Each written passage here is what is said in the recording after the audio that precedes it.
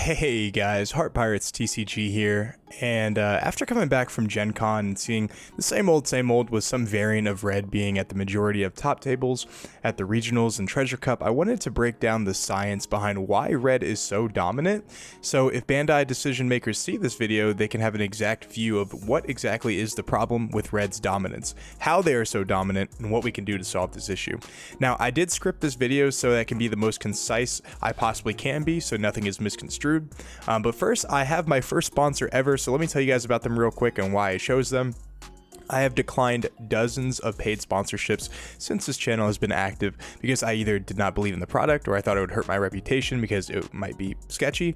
I will never have a sponsor for a video that I personally do not believe in, which is why when the Daily Grind TCG reached out to me, I was excited because I knew they are a trusted store with a good reputation. If you guys want to check out their website, I'll link it in the description below. Use Heart Pirates 5 and you get a discount, and part of that goes back to the channel to help me make better quality videos. Now, I am saving up for better lighting and better lens to just get better videos overall, and possibly hire an editor so I can have daily uploads. So thank you, Daily Grind TCG, for sponsoring this video.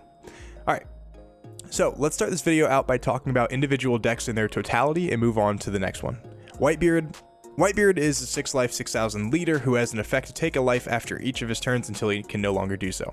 He essentially has 2 draws per turn with his leader effect and can pretty much never brick with access to searchers, which we will talk about later in the video.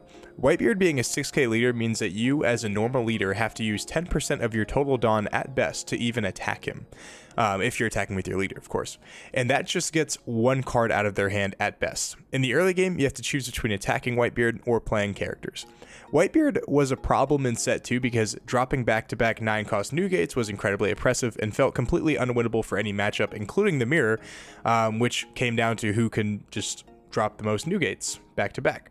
Bandai did a great job in eliminating this problem by dropping Radical Beam, Marco, and Newgate to 1 copy per deck. However, they forgot about Strawbeard, which is an even faster version of Whitebeard that was very, very good, that only lost to a superior version of Whitebeard.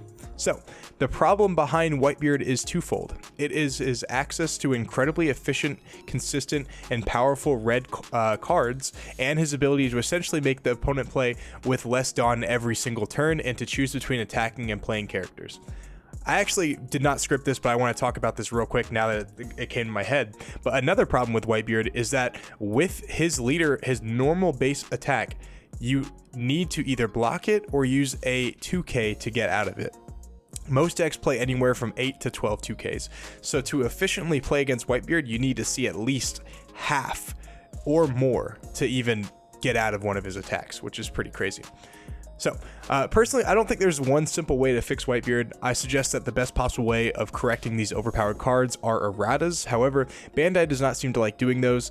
If they did, though, I would make Whitebeard only a 6k leader on their turn and either keep his life count the same or add 1 to make up for this. I think that's a pretty fair thing to do.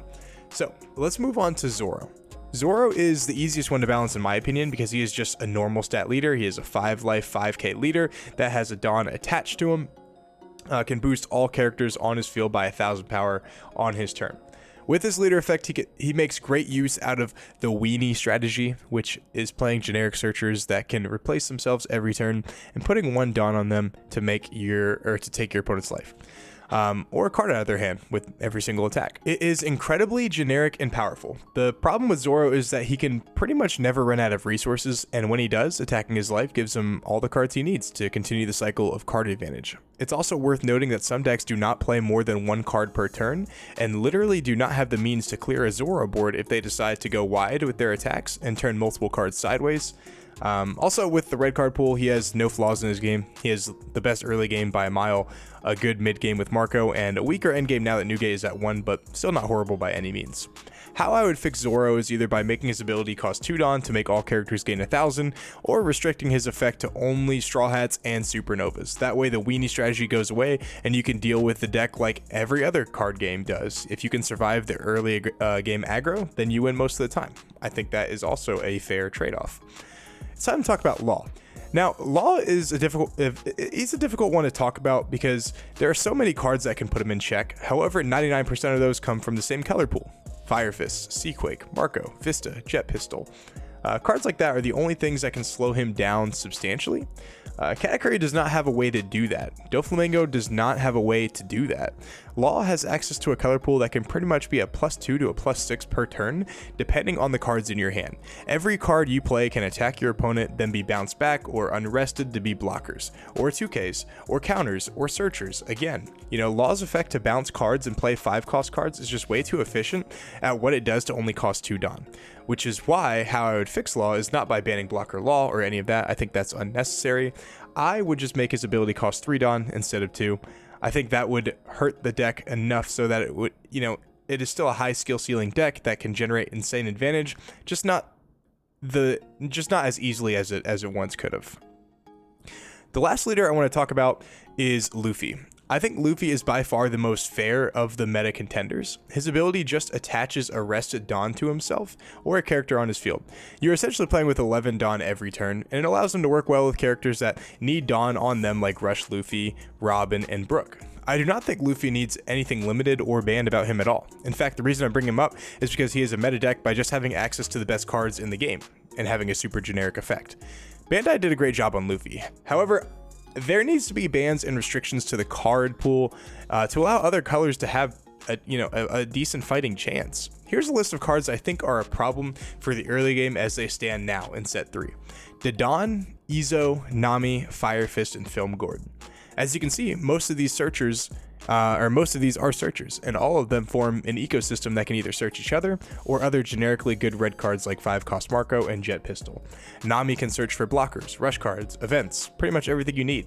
Same with Izo, and Dodon searches both of those.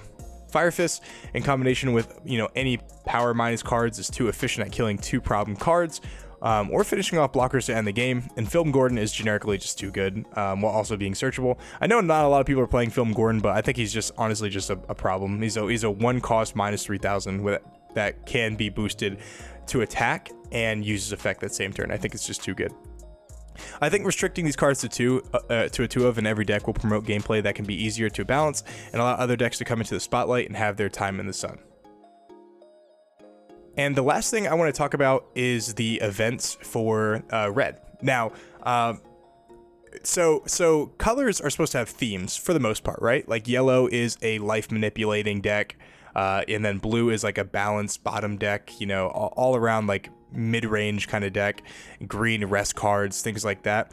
Red is supposed to be the aggression deck, right? It's supposed to be aggro. However, it has the best defensive events in the game and offensive events in the game, with access to Radical Beam. I know it's at 1 now, but Radical Beam and Guard Point, and Red Hawk is still really good. Red Hawk's better than like every event that Blue has, except for maybe 3000 Worlds. And then also, in addition, they have Fire Fist, they have Jet Pistol, they have Flame Emperor if you're playing Ace, or Seaquake if you're playing a Whitebeard Pirate. There's a lot of cards that are just too efficient and don't really fit the structure of how the deck should be playing. Red should not be the best aggressive deck with the best defensive cards in the game. It shouldn't be like that, and that needs to change. Now, I understand that this game is it's still new and it's still taking time to figure out balancing issues and whatnot, and I completely understand, which is why I made this video. I have been playing competitively with this game since its release pretty much, and I'm on the ground floor of this game, and I know what it needs to do to become more balanced than it is currently. Before you go ahead and comment on this video, I understand that by nerfing red colors like yellow will be much better, and I agree. However, yellow's biggest problem is removal, and just by playing more blockers in every deck, you can counter their ability to lethal you. There will obviously need to be adjustments in deck building, or a hit to maybe 10-cost Big Mom, or if another problem card arises, but for the most part, I think this would be much more fair than what we currently have. Like, we can play around yellow more easily than we can play around every aspect of red. I mean, because just red is just too good at what it does, or it's too good at things it shouldn't even do. Let me know if you guys agree with me in the comments, and I'll see you guys on the next one. Peace.